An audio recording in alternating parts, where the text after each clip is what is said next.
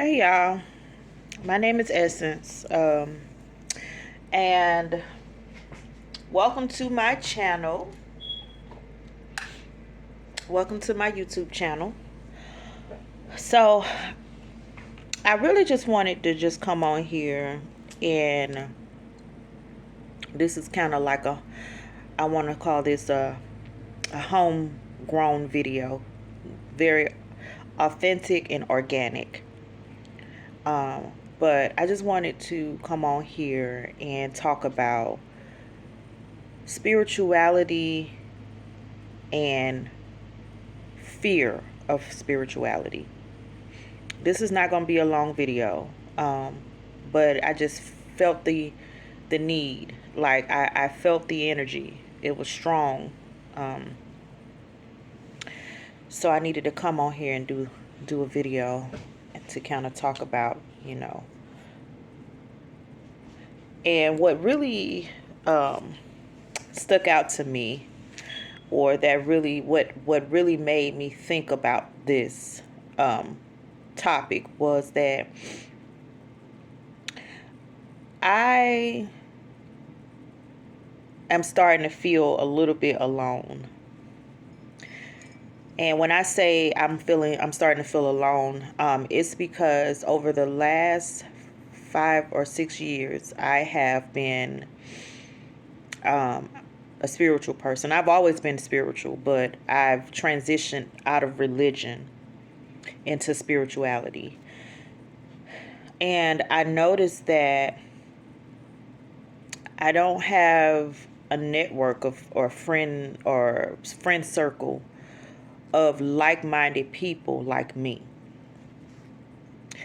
And I think the reason why, even though I know that there is a huge spiritual community out there, and I would caution people to be very cautious, in different spiritual communities, because there are vultures everywhere.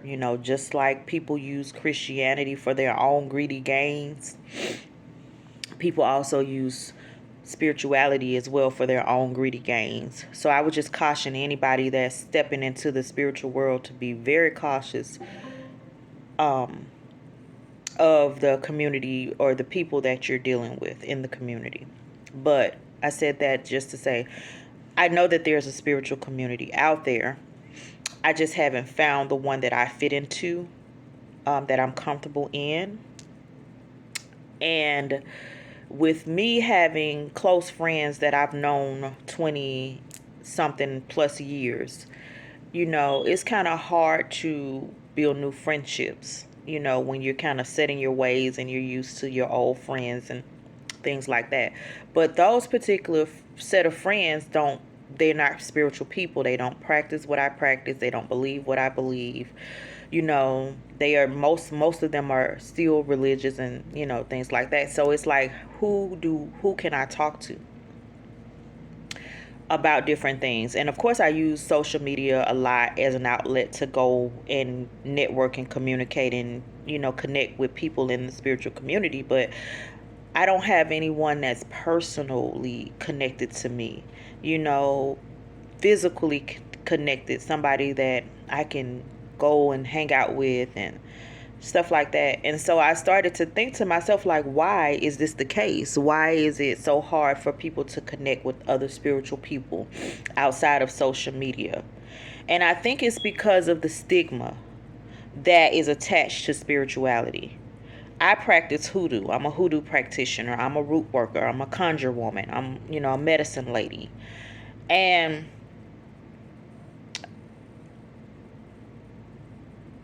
the process of me introducing myself to people in that manner is scary. You know, let me give y'all a story time. And I hope the person that I'm talking about, I'm not going to call any names, but if he watches this, just know that I understand. It's no hurt feelings, none of that stuff. Like, I get it. But I met this guy, and We were fooling around for a while. And I'm not the type of person to hide anything. Like, I'm private. My business is my business. But I'm not secretive. So there's a difference. And in my own, when I invite you into my personal space, you're going to get to know me, all of me, who I am. You know what I'm saying? I'm not holding back on anything. If you don't like what you see, then it's there in the open for you to see it. If you don't like it, fine. So, I don't come right out. I didn't come right out and introduce myself and say, hey, I'm a root worker. I'm a hoodoo practitioner, you know. But I think that he would pick up on it because he saw certain things, when he would come to see me and visit.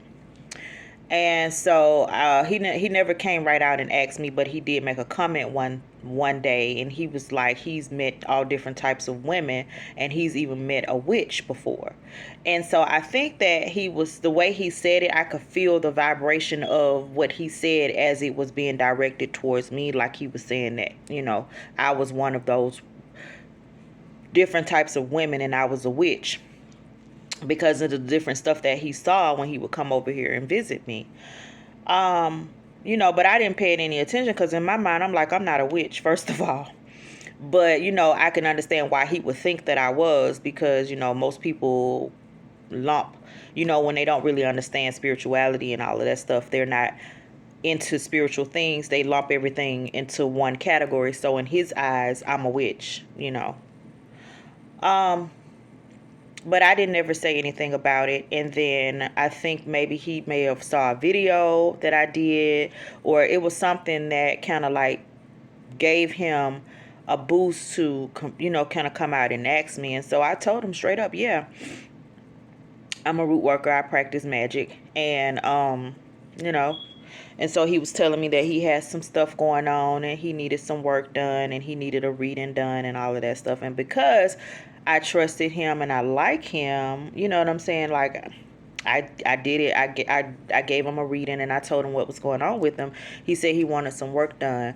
But we haven't sealed the deal on that end yet as far as the work being done. But I think he kind of backed away from me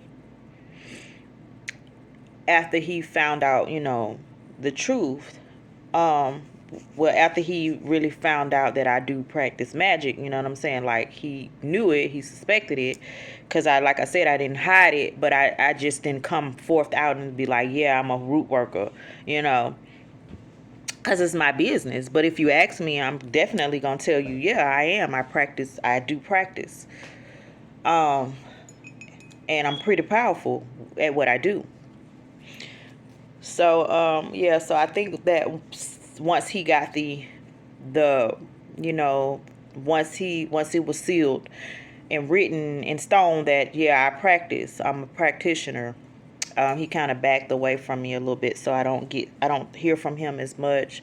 We don't talk a lot. And that's fine, because not everybody understands it. Not everybody is comfortable with it. Not everybody understands it, pretty much. And so I would just say that those are the reasons why people definitely will fear what they don't understand. So that's why people kind of like pull away. And so I feel a little lonely, because it's like I don't have anybody to connect with that thinks along the lines of me, that practice what I practice or believe what I believe. And then when it comes to men, a lot of men are afraid of women that practice magic. And I mean, of course, a lot of them are afraid because of the horror stories that they hear about women doing all kind of vicious things to men. In hoodoo, they put in their blood in their food and all of that type of stuff. And there are some women that do practice that type of stuff. But not all women in the spiritual community practice that way, because we understand, especially if you are really crafted and gifted, and your ancestors have given you really powerful understanding of the practice, you know that there are certain things that you do not tamper with, because there are rules to our practice the same way there are rules to Christianity and any other religion or spiritual practices. We too also have rules, and we know that karma is a very powerful law that nobody escapes. And even though we understand the law of karma, and a lot of times we bend it and we manipulate it to do the work that we need to do to help others, we understand that still karma is very powerful. And we understand that when you manipulate somebody else's free will, or you take away somebody's free will, there are consequences to that, because you've broken a law. You know what I'm saying? You've broken a universal law. So us practitioners, hoodoo practitioners, we understand that. So a lot of us will do certain work, for because we're getting paid to do it, and so that's part of our job. We have to do certain things that we don't always agree with, and even when we don't agree with it, we still have the right, we have the responsibility to make sure that we are keeping things in balance. So certain things we can't just do it because you're paying us to do it, even though you're paying us to do it. We have to divine, we have to seek advice from the ancestors and from our guides and our spiritual guides and things, to be able to move even on your behalf, because we don't want to fool around with the laws and you know what I'm saying, and make things not work in our favor. So, a lot of us that really do understand that it's certain things that we're not going to do. Now, when it comes to money, there are, certain things that we have to do because we are being paid to do a job. So that's a whole different other story. And for me, I'm more of a light worker. Like I can get down and dirty, and I will if I have to. But for the most part, I want to help people and heal people. I don't want to cause people harm or things like that. So I'm not trying to control anybody. My energy alone will have a man hooked on me. I don't have to work magic to have a man hooked on me. Not saying that I've never done that. When I first started out, when I didn't know any better, and I was in desperation, and I knew that I had the power to manifest and do, and I had the power to manifest things that I wanted. And when I started to understand that power and know how to use it and manipulate the energies with magic, I did. I did a lot of things concerning love and relationships that I wanted to manifest and all of that stuff. But even in that, I learned that stuff is not to play with. I've never went as far to put anything in anybody's food. I'm just not that. I don't practice that way. But a man, I guess men, when they hear stories like that, it makes them run. It makes them afraid of women like me that practice magic. They don't really see the benefit of being with a woman that practice magic. They don't, because a lot of them are fearful, and they are uneducated about the practice of hoodoo and how it is our traditional spiritual practices of our ancestors, and that there is a component to hoodoo that is not just putting roots on people and getting back at your enemies, but there's also a healing component to hoodoo. There is a component of helping people, like the situation that's going on right now with Young Thug. If you guys are following that situation, Young Thug is facing a lot of time, and there's a lot of evidence that has mounted up against him. There is a lot of shit that he's confessed to on his songs, and like it's not looking too good for him. And he has a song I think it's a new song. I don't know. I heard it not too long ago when I was riding with my in the car with my kid's father. I heard it. I heard the song and he was saying that he don't need any charms. He needs a lawyer. I forgot what he was talking about in the song, but pretty much, I guess, knowing that this shit is about to blow, everything is about to rise to the top. He was talking about it in the song, and he said a he didn't need any charms. He needed a good lawyer. And I caught on to it. I caught on to that, and in my mind, I'm like, no, baby, you need a really good root worker.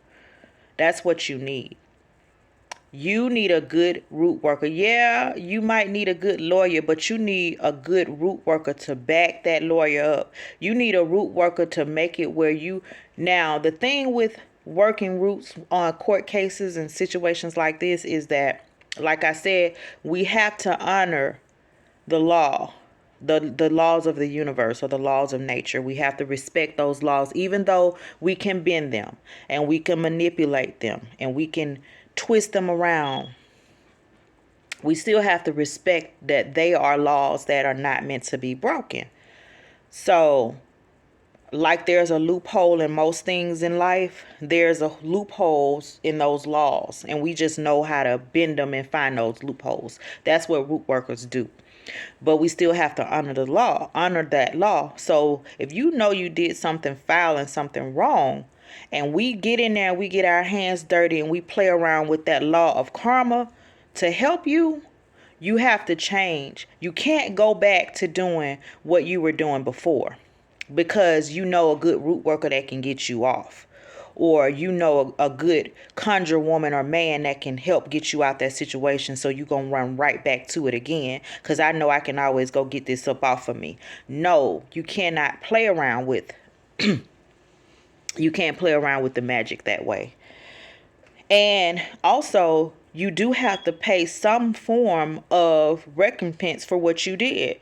So if you are in a court case facing life in prison and that root worker works something for you to where you maybe get 5 years in prison, you still have to get that time, because you still have to fix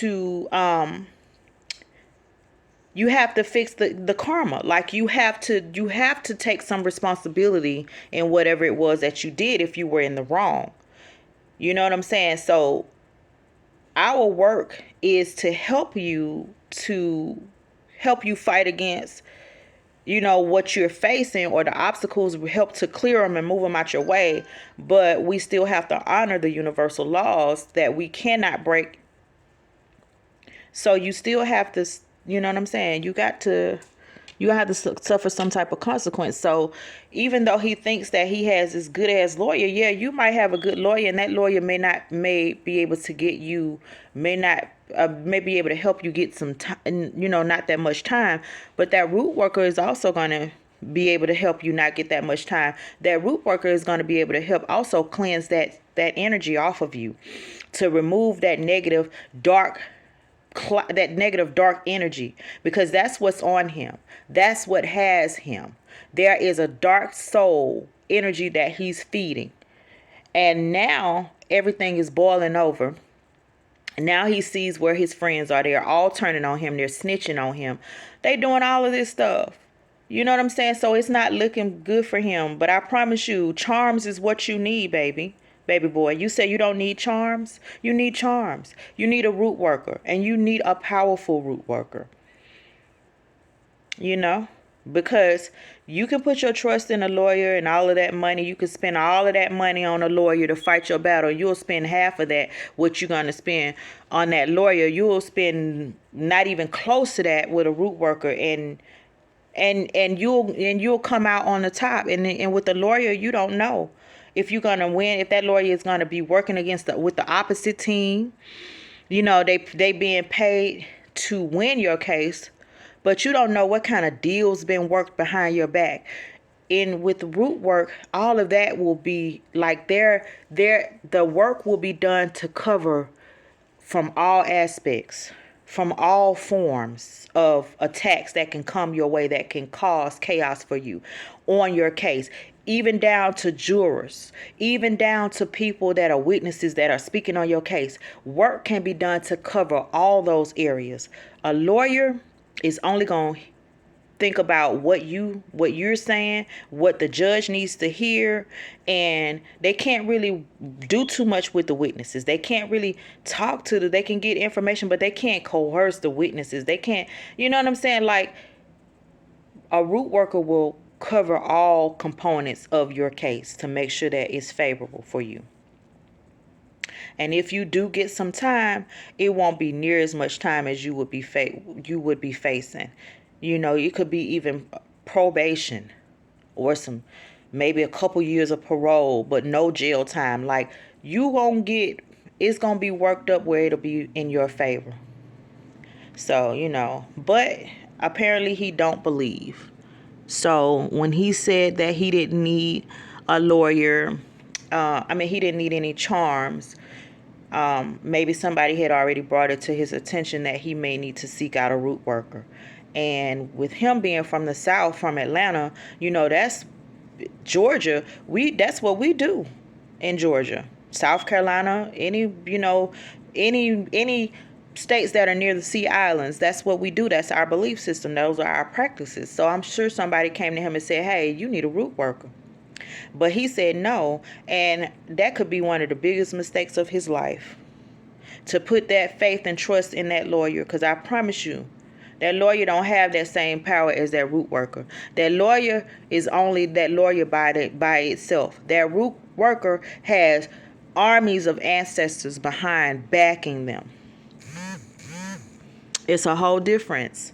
But that's an example, and people just don't understand how much of the practice is good. Like, everybody look at hoodoo like it is evil. And it's the brainwashing, of course. It's the trickery. It's the convincing of the European or the slave owners. They were convincing their slaves that their practice was evil, and that if they were to be completely converted over to Christianity, they had to stop practicing. Whole time, they would still allow their slaves to do certain practices if it came down to healing them. If they were to get sick, or somebody they knew got sick, somebody close to them, or a family member, they would allow those slaves to practice their medicine and their root work when it came down to them. But they couldn't practice it on their own. They couldn't practice their belief system the way that they could practice believing in God or believing in the Bible and Christianity. So, if they were caught practicing hoodoo or their spiritual belief system, they would either get hung or sold away or beat, whatever. Like, they wasn't allowed to practice it, except for when they were practicing it for the master. And they not gonna, they won't admit to it, but a lot of them have had their slaves that they knew were root workers that worked magic to cast spells and work magic to protect their families, to help them to become these large corporations. A lot of witchcraft and stuff have been worked and done with these European people to get where they are, and they'll never admit it, but they'll tell you that our magic is bad and evil. We practice their magic, and we don't even understand their magic. When we put Christmas trees up on Christmas Day for the holiday seasons, that's practicing a form of their witchcraft. The holly tree is the most magical tree. They say is one of their most magical trees. So that's why they have things like Hollywood here in the United States of America. And that's why all of this witchery and witchcraft and demonic stuff is happening in Hollywood. Hollywood comes from the holly tree. That is the tree that they usually will put up for Christmas. Deck the halls with flowers of holly. They would use that because that was a magical tree in their eyes. So the witch's broom is made from holly. So we're under a spell from their witchcraft, and we're practicing their spirituality, and we don't even understand it or know why we're practicing it. So the peppermints that we hang on the tree during the holiday season on the Christmas tree, peppermint is a herb that is associated with money and wealth. So that's why we associate peppermint with the holly tree. It's all magic. It's all a magical system that they have, that they practice on a year. They call it paganism. They practice it every year. But we were prevented from practicing our own spiritual systems and beliefs unless we were doing it to heal them or help them. So I talked to a lady on my job, and she was saying that she was upset. She was a Caucasian lady. She said that she was upset because she wasn't able to bring the new year in how she usually would. Her daughters wouldn't take her to the store, so she wasn't able to buy her black-eyed peas and collard greens and the things that bring in the wealth for the new year. And it blew my mind that she was saying that, because in my mind, that's a traditional practice of African people. That's what we did for the new year. We ate black-eyed peas for luck and collard greens for money, and that's hoodoo. That's hoodoo. That's hoodoo spirituality that this lady is practicing. And so she was she was upset because she wasn't able to do it this year. And a part of me wanted to tell, because she was telling me what she had cooked, and I wanted to just point out to her, like, okay, well, you cook mashed potatoes, so that's